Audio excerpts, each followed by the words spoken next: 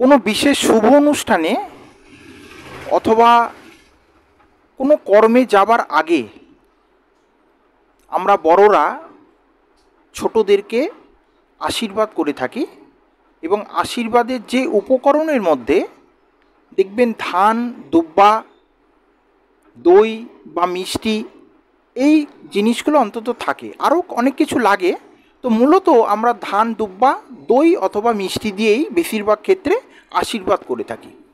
তো আশীর্বাদ ক্ষেত্রে আমরা ধানের ব্যবহার কেন করি? আমরা প্রায় সকলেই জানি যে ধান হচ্ছে শ্রী লক্ষ্মী দেবীর প্রতীক, ধনের প্রতীক, শ্রীবৃদ্ধির প্রতীক এবং সৌভাগ্যর প্রতীক। অর্থাৎ আমরা বড়রা ছোটদেরকে যাকে আশীর্বাদ করছি সে যেন সৌভাগ্যবান বা সৌভাগ্যবতী হয়, সে যেন শ্রীবৃদ্ধির অধিকারী হয়। অর্থাৎ সে ব্যবসা করুক, চাকরি করুক, পড়াশোনা করুক, তার যেন সেই কর্মে সে শ্রীবৃদ্ধি পায়।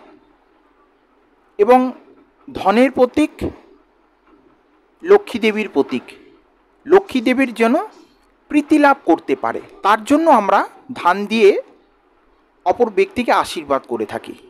এবং দ্বিতীয় জিনিস দুর্বা। দুর্বা হচ্ছে দীর্ঘ আয়ুর প্রতীক, দীর্ঘ আয়ুর প্রতীক। অর্থাৎ আমরা যাকে আশীর্বাদ করছি সে যেন বহু বছর বাঁচতে পারে। এবং তৃতীয় যে জিনিসটা সেটা হচ্ছে দই অথবা মিষ্টি।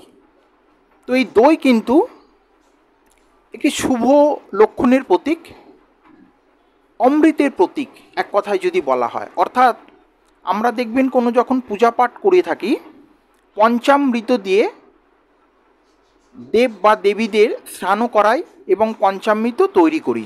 তো এই পঞ্চামৃতে কিন্তু দুধ, দই অর্থাৎ অমৃত, পঞ্চামৃত শব্দের অর্থে পঞ্চ দ্বারা অমৃত, 5 রকমের অমৃত।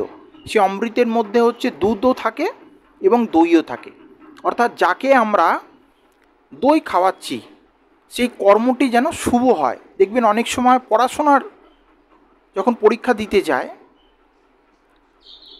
আমাদের সন্তানরা, পিতামাতা বা গুরুজনরা দেখবেন যে পরীক্ষা দিতে যাচ্ছে সেই সন্তানকে একটু দই খাইয়ে দিচ্ছে অথবা তার কপালে দইয়ের ফোঁটা দিচ্ছে।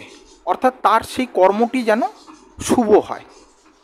তো নমস্কার প্রিয় দর্শক বন্ধুরা, এই ভিডিওটি যদি আপনাদের ভালো লাগে আমার পাশে থাকবেন এবং এই চ্যানেলটিকে সাবস্ক্রাইব করবেন। নমস্কার।